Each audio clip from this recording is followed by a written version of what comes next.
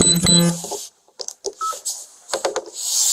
Okay, today's date is January 19th, 2022.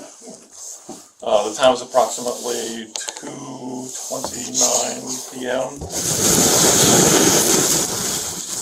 246 North Industrial Park Avenue in New Smyrna Beach. This is a predetermination hearing under IA 2021-006.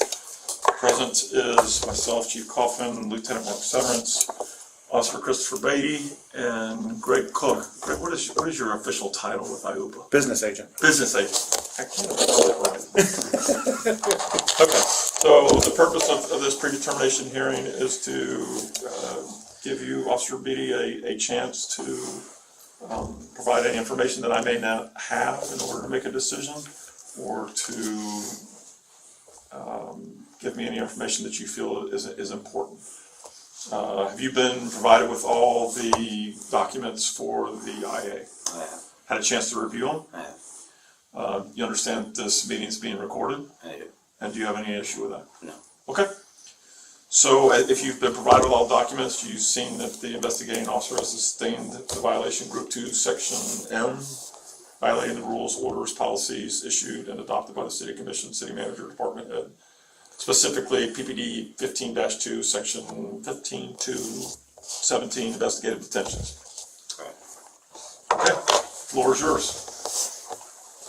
I mean, hindsight, I should have investigated much deeper than I did before detaining him.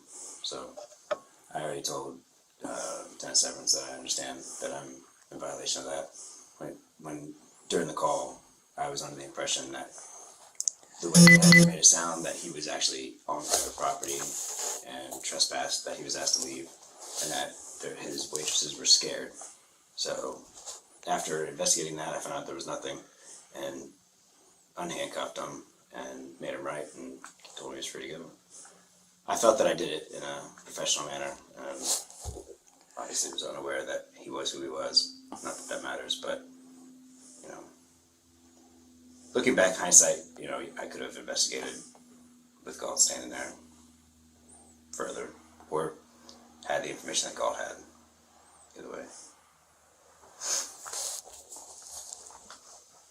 Okay. Anything more? No, sir. Man, Yeah, so that's fun looking at it. this is kind of he was baiting No question. no question about, and he baited him, and he's admitted to making some mistakes there. Don't think it was intentional. Didn't go in there to intentionally, you know, wasn't a for lack of a better term, pissing off the police thing or anything like that. I watched the video. My opinion, I didn't think it was that bad. I think the guy had a minimal detention. He wasn't thrown to the ground. He wasn't tased.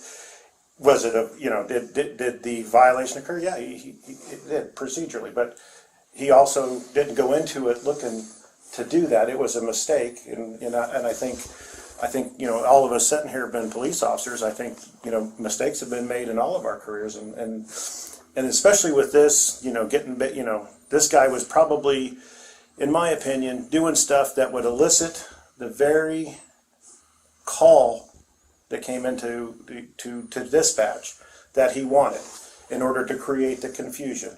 He's not new to this, and I think that should be, you know, given some consideration. And he walked blindly right into it, you know, both of the officers. I have seen this same group go out there and fly or act like they're flying whatever those drones and looking up, and the officers out there telling them there's no drone. They're just out there baiting the officer. So, you know, I hope that you guys give that the due consideration, and to speak to his professionalism. I actually, once I found out about it, went onto the website, and he's followed around, and he's cussed at, and he's belittled, and I think that speaks to his professionalism, and that he didn't, you know, he made a mistake, and he's letting this guy voice his his constitutional freedom of speech, and he doesn't get derogatory, he doesn't do that. He takes it, he gets in his car, he does his job. I think as a whole, if you look at it as a whole, I think yes, it was a mistake. It was not an intentional mistake. They got you.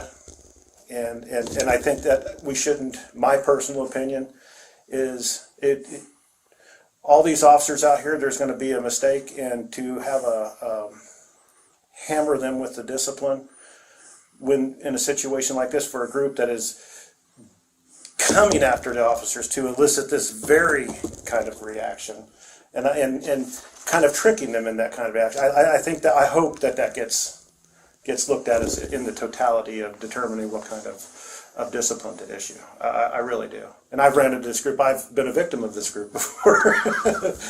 Yeah, I mean, that's part of the predetermination hearing, Greg. I mean, I look at all the circumstances. Right.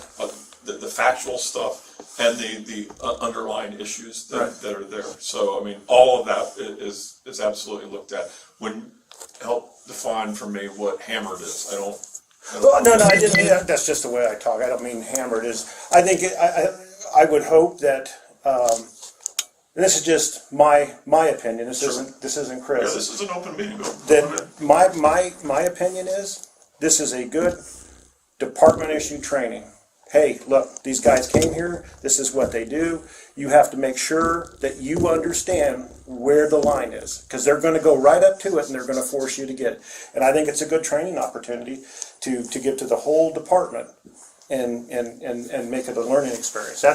That's how I see it. So that's already been resolved. We immediately addressed the training issue, as we do with every incident that we have, whether it involves discipline or it doesn't. If we see that there's some deficiency somewhere, both either on the officer's part or as an agency part, we stepped right in right away and provided training for all the officers on this particular issue. I will tell you that less than a half hour before this, he came and tried to bait me in the commission meeting. Right. And I didn't fall into the trap. I think that sometimes, I'll choose the right words here. I don't know if officiousness or whatever is an issue with officers of, I think that sometimes officers should just take a second and just take a hot minute or a deep breath and say, what is going on here? And when someone challenges us, not take it personally.